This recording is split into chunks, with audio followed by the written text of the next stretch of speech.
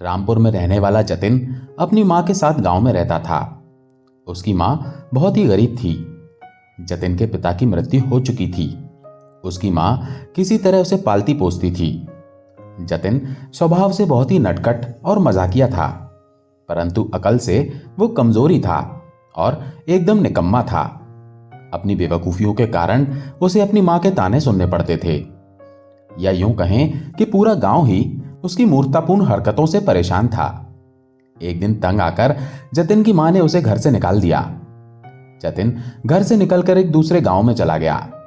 उसी गांव में उसने अपने रहने का ठिकाना बना लिया।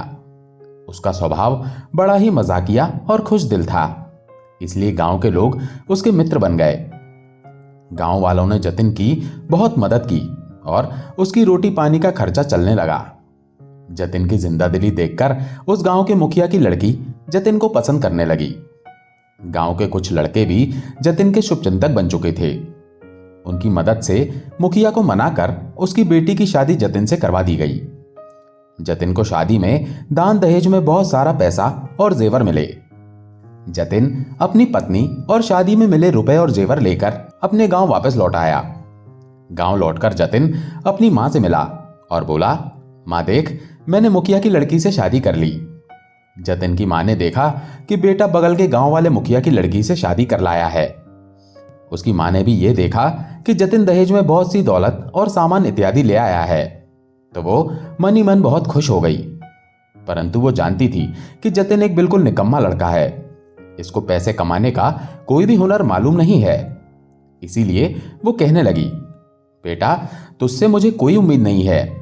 तेरे किए से कुछ भी होने वाला नहीं है। यह सुनकर जतिन ने कहा, मां, मैं इतना बड़ा काम करके लौटा हूं, क्या यह कम है?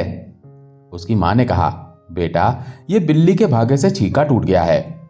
तू अगर अपने मन से अपनी मेहनत से कोई काम करे और उसमें तरक्की हासिल करके 4 पैसे कमाकर लाए तो मैं जानूं, परंतु मुझे पता है कि तू मुझे बुढ़ापे में यह सुख नहीं दे सकता। यह सुनकर जतिन ने कहा, मां, तू ऐसा मत बोल, मैं वक्त आने पर तेरे लिए कुछ करके दिखाऊंगा। इसी तरह कुछ और वक्त बीत गया। जतिन की पत्नी अपने मायके चली गई और 1 साल बीत गया, वो वापस नहीं आई। एक दिन जतिन ने भी अपने ससुराल जाने की ठान ली ताकि अपनी पत्नी को वो वापस ला सके। जतिन ने अपनी मां से कहा, मां, मेरा ससुराल कहां है, मुझे उसका पता बताओ ताकि मैं वहां पर एक बार हो आऊं, क्योंकि मैं वहां का पता भूल गया हूं। इस पर मां ने कहा, बेटा, तुझ में अकल तो है नहीं, इसीलिए अगर मैंने तुझे पता बताया भी तो तू भूल जाएगा। इसलिए मेरी बात का ख्याल रख, तो सीधा अपने ससुराल पहुंच जाएगा। मां ने आगे कहा, बेटा, तू सीधा अपनी नाक की सीध में चलना, कहीं इधर उधर मुड़ना नहीं, बस सीधे अपने ससुराल पहुंच जाएगा। यह सुनकर जतिन सीधा अपने ससुराल की तरफ चल दिया। चलते चलते उसकी मां ने कहा, बेटा, जो साग सत्तू घर में था मैंने वो इस पोटली में बांध दिया है। ये पोटली तू लेता जा, भूख लगने पर तू यही साग सत्तू खा लेना। जतिन अपने घर से चलकर सीधा अपनी नाक की सीध में रवाना हो गया। वो अपने घर से सीधा मैदान में 2-3 कोस निकल आया तो सामने एक पेड़ था। उसने सोचा कि उसकी मां ने कहा था कि नाक की सीध में चलना है। ये सोचकर वो पेड़ पर चढ़ गया और उसके दूसरी तरफ उतरकर नाक की सीध में रवाना हो गया। आगे चलने पर उसे एक नदी मिली।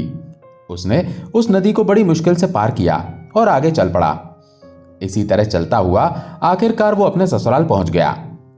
ससुराल पहुंचने पर जतिन की बहुत ही अच्छी खातिरदारी की गई, परंतु उसने साग सत्तू छोड़कर कुछ और भी खाना स्वीकार नहीं किया, क्योंकि उसकी मां ने ऐसा ही कहा था।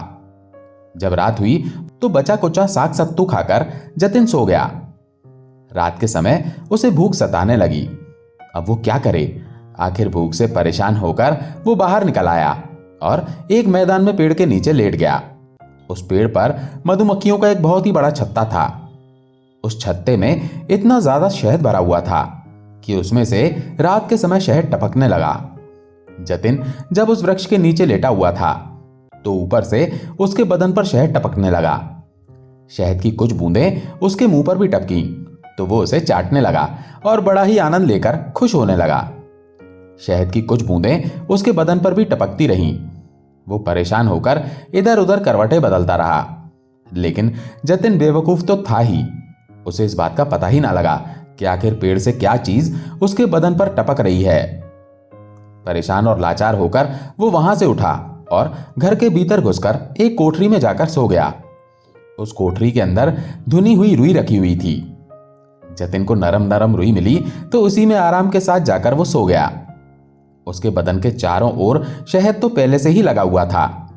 अब धुनी हुई रुई उसके पूरे बदन के चारों ओर चिपक गई। उसका बदन और उसकी शक्ल अजीब से किस्म का हो गया। सुबह हुई तो जतिन की पत्नी कुछ रुई निकालने के लिए उस कोठरी में आई। तब जतिन जाग उठा। उसको ऐसे रूप में देखकर उसकी पत्नी चीख उठी। उसने हिम्मत बांधकर पूछा, तुम कौन हो? जतिन ने उसे जोर से डांटते हुए कहा, चुप। वो बाहर गई और अपनी मां से जाकर बोली, अम्मा, उस रुई वाली कोठरी में चुप घुस आया है। उसकी शक्ल बहुत ही भयानक है।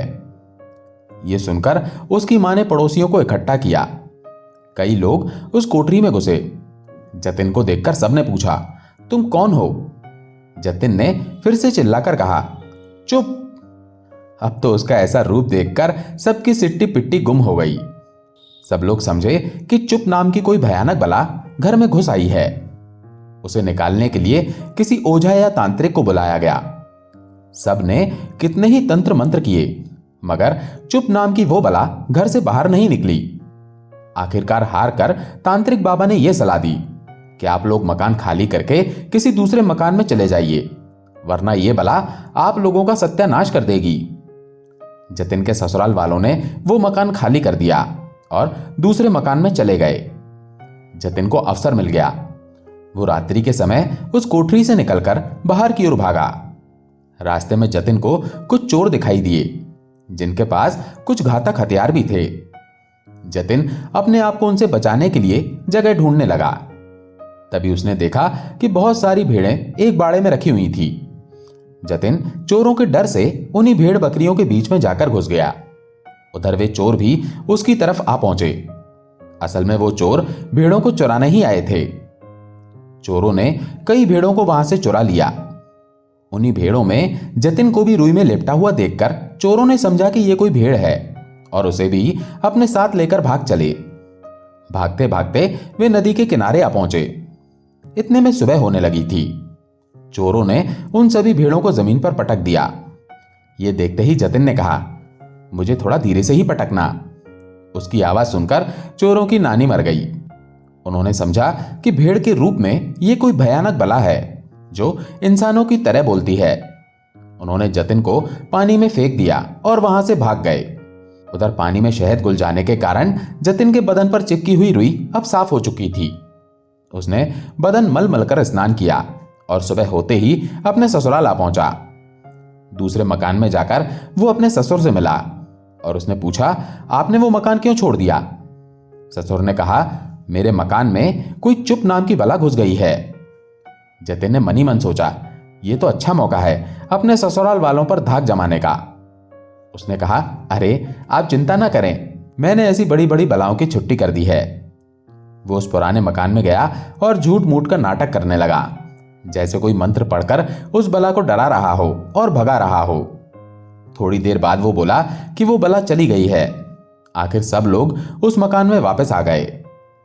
अब जतिन की उसके ससुराल में और भी ज्यादा खातिरदारी होने लगी। वो अब अपने ससुराल में ही रहने लगा।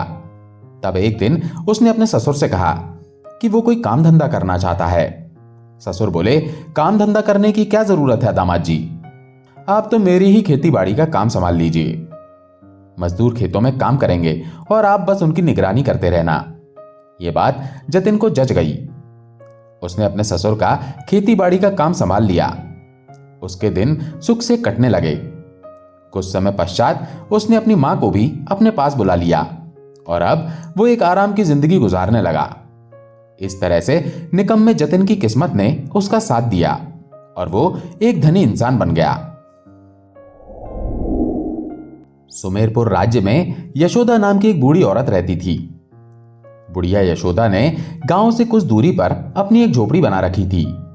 यशोदा के साथ उसकी एक पोती लाडो भी रहती थी।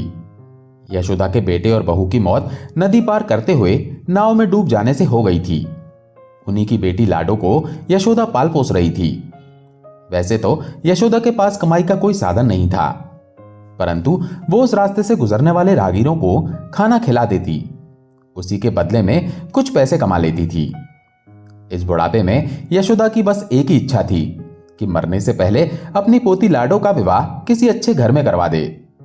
सुमेरपुर में पिछले 3 साल से बारिश बहुत कम हो रही थी और अकाल जैसी हालत हो चुकी थी। खेतों में फसलों का नामो निशान न था। अनाज की कमी के कारण सारे लोग परेशान थे। इन्हीं सब वजहों से राज्य में चोरी चकारी बहुत ही ज्यादा होने लगी थी। एक तो अकाल ने पहले ही लोगों की कमर तोड़ रखी थी, ऊपर से चोरों का डर अलग से था। राज्य के राजा ने घोषणा करवाई कि जो भी चोरों को पकड़ेगा उसे 1000 सोने के सिक्के दिए जाएंगे। राजा चाहते थे कि चोर को पकड़ने में जनता भी सिपाहियों का साथ दे। राजा की तरकीब काम आ गई। हर गांव में युवक रात रात को पहरा देने लगे कि चोरों को पकड़कर 1000 सोने के सिक्के इनाम में हासिल कर लिए जाएं। इस कारण से चोरी की घटनाओं में कुछ कमी भी आने लगी थी। ऐसे समय में अचानक नगर के एक बड़े व्यापारी रतन के घर में एक चोर घुस गया। सेठ की नींद खुल गई और उसने हल्ला मचाया, लेकिन तब तक चोर सेठ की तिजोरी साफ कर चुका था और वहां से भाग निकला। अपने आप को बचाते हुए वो चोर नगर से बाहर आ गया। अंधेरा होने के कारण उसे ढूंढना मुश्किल था, इसीलिए सिपाही वापस लौट गए। वो चोर भागते भागते यशोदा की झोपड़ी पर पहुंच गया। चोर ने झोपड़ी का दरवाजा खटखटाया। यशोदा ने दरवाजा खोला। चोर ने कहा, बुढ़िया, एक काम से शहर जा रहा हूं, रात हो गई है, अब अंधेरे में कहां जाऊंगा, इसीलिए मैं यहां रुकूंगा। तुम मेरे खाने का कुछ इंतजाम कर दो, इसके बदले में मैं तुम्हें 10 सोने के सिक्के दूंगा। यशोदा मान गई। उसने चोर के लिए भोजन का इंतजाम किया। चोर ने देखा कि बुढ़िया के साथ एक लड़की भी थी। उसने बुढ़िया से पूछा, ये कौन है? यशोदा ने कहा, ये मेरी पोती है। मेरे बेटे और बहू की मौत हो चुकी है, इसका विवाह कर दूं तो सब चिंताओं से मुक्त हो जाऊंगी। यशोदा ने आगे कहा, अकाल की वजह से मुसाफिरों का आना जाना भी कम हो गया है। बड़ी मुश्किल से दिन गुजर रहे हैं। समझ में नहीं आता बेटा कि इसकी शादी कैसे करूंगी। बस मेरी एकमात्र यही इच्छा है कि मरने से पहले इसकी शादी कर दूं। ये कहते हुए यशोदा की आंखों से आंसू छलकने लगे। यशोदा ने अपनी फटी हुई साड़ी से अपने आंसू पोंछे। एक छोटी सी मुस्कान उसके चेहरे पर बन आई और वो बोली, खैर बेटा, तुम खाना खाओ। मेरा बेटा भी बिल्कुल तुम्हारी ही तरह था, एकदम मजबूत और तगड़ा। ये कहते कहते फिर से यशोदा की आंखें नम हो गईं। वो अपने आंसुओं को छुपाने की नाकाम कोशिश करने लगी। अचानक यशोदा को न जाने क्या हुआ।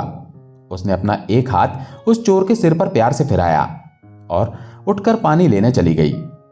इधर उस चोर के मन में भी भूचाल सा उठने लगा। बार बार बेटा शब्द उसके कानों से टकराकर उसके मन में घर करने लगा। इतना प्यार और स्नेह शायद कई सालों बाद उसे मिला था।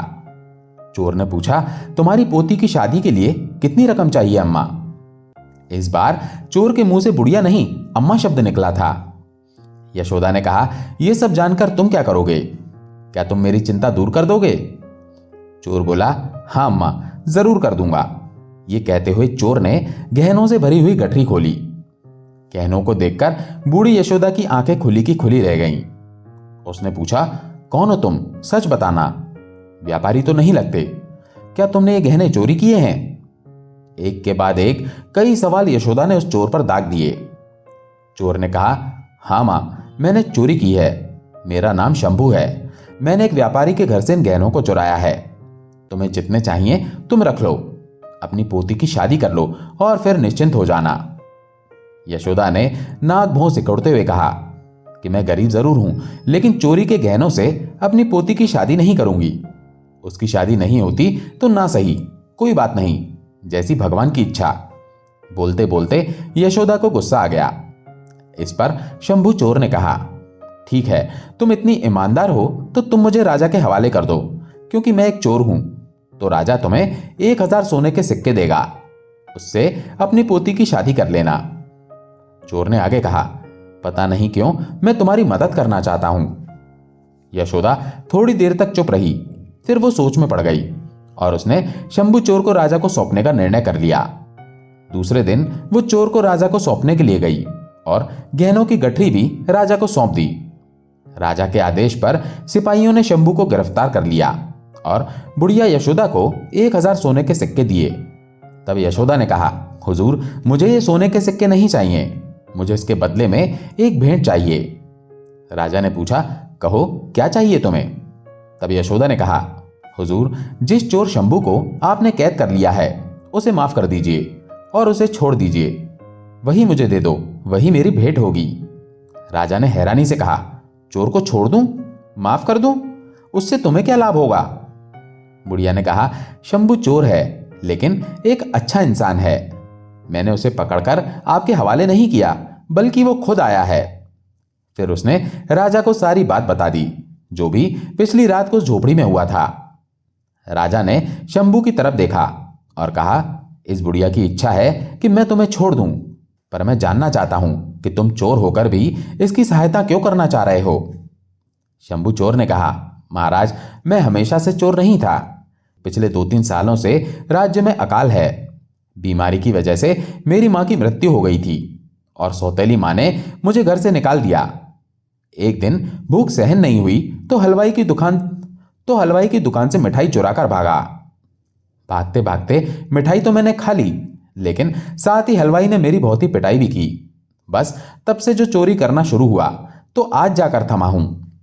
बोलते बोलते शंभू की आंखों से आंसू छलकने लगे। उसने बोलना जारी रखा, उस रात जब बुढ़िया अम्मा ने मुझे खाना खिलाया और मेरे सिर पर प्यार से हाथ फेरा तो ऐसा लगा जैसे मेरी मरी हुई मां सामने आकर बैठ गई हो। बस तब से ही मैंने सोच लिया कि जैसा भी हो अम्मा की चिंता दूर करके ही रहूंगा। शंभू की बात सुनकर राजा ने कहा, मैं जान गया कि तुम्हारे अंदर भी दया का गुण है और तुम एक अच्छे इंसान हो।